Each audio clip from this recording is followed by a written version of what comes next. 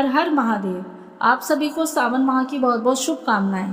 भगवान भोलेनाथ और माँ पार्वती की कृपा सदैव आप पर बरसती रहे।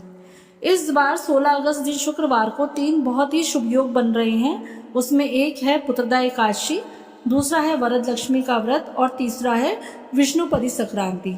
इन तीनों योगों में इतनी सामर्थ्य है कि हमारे दुर्भाग्य को भी सौभाग्य में बदल सकते हैं अगर हम कुछ उपाय करें। तो देखिए, पुत्रदा एकादशी के बारे में कई लोगों की मान्यता है कि ये व्रत वही लोग करते हैं जिन्हें पुत्र रत्न की प्राप्ति होनी है या फिर जो संतान संबंधी समस्याएं रखते हैं। तो देखिए, ऐसा नहीं है। पुत्रदा एकादशी का व्रत हमारे पूर्व संचित कर्मों को नष्ट करने की भी सामर्थ्य रखता है। तो जैसे इसकी व्रत कथा में भी वर्णित है कि राजा के कोई संतान नहीं थी, संतान संबंधी समस्याएं थी उनको, तो ऋषि ने उन्हें पुत्रदा एकादशी व्रत करने की सलाह दी।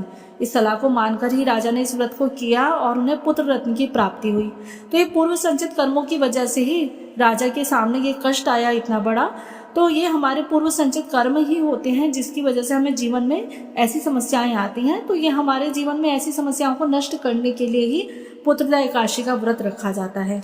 तो पुत्रदा एकादशी का जो व्रत की शुरुआत है वो 15 अगस्त को सुबह 10:26 से होगी तथा जिसका समापन होगा 16 अगस्त शुक्रवार को।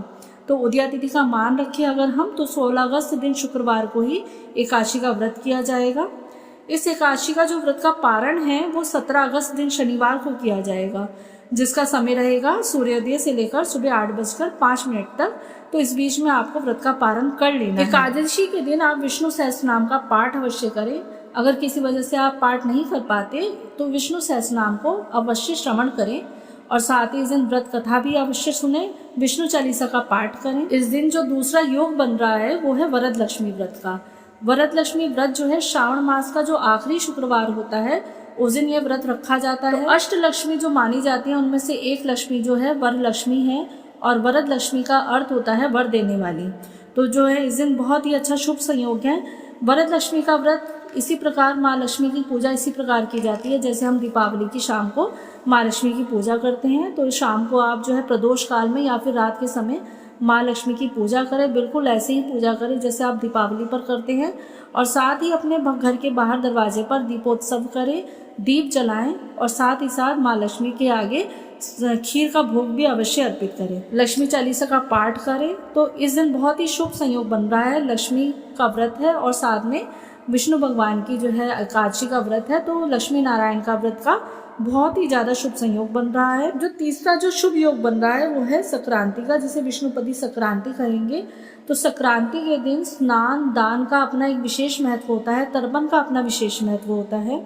संक्रांति के दिन जो शुभ योग की जो शुरुआत हो रही है वो दोपहर को 12:31 से सूर्यास्त तक रहेगी। संक्रांति के दिन ब्रह्म मुहूर्त में या फिर सूर्योदय के समय स्नान अवश्य करें तथा उसके बाद सूर्य देव को तांबे के लोटे में जल अर्पित करें और तांबे के लोटे में आप जल के साथ रोली और चंदन का इस्तेमाल जरूर करें, अवश्य करें। और साथ ही सूर्य चालीसा का पाठ करें, आदित्य हृदय स्तोत्र का पाठ करें। सूर्य देव को अर्घ्य के बाद आप दान अवश्य करें। दान में आप गेहूं, लाल वस्त्र, तांबा, गुड़, घी का दान जरूरतमंदों को कर सकते हैं। आप अपनी क्षमता के हिसाब से दान गरीबों को जरूर कर सकते हैं। माना जाता है ऐसे करने से सूर्यदेव आरोग्यता प्रदान करते हैं। तो सावन चल रहा है तो शुक्रवार की शाम आप शिवलिंग पर कच्चे दूध जरूर अर्पित करें और साथ ही भगवान को जो है चीनी और चावल अर्पित करें, सफेद रंग की मिठाई का भोग लगाएं। तो इस दिन आप जो है इस पुण्य दिन का लाभ उठाएं। इस दिन ये छोटे छोटे उपाय करने से हमारे जो दुर्भाग्य हैं वो सौभाग्य में बदल सकते हैं। जो हमारे पूर्व संचित कर्म हैं, बुरे कर्म हैं, वो भी हमारे मिट सकते हैं। तो आइए इस दिन को हम उत्सव की तरह मनाते हैं और आध्यात्मिक मार्ग की ओर अग्रसर होते हैं। हर हर महादेव।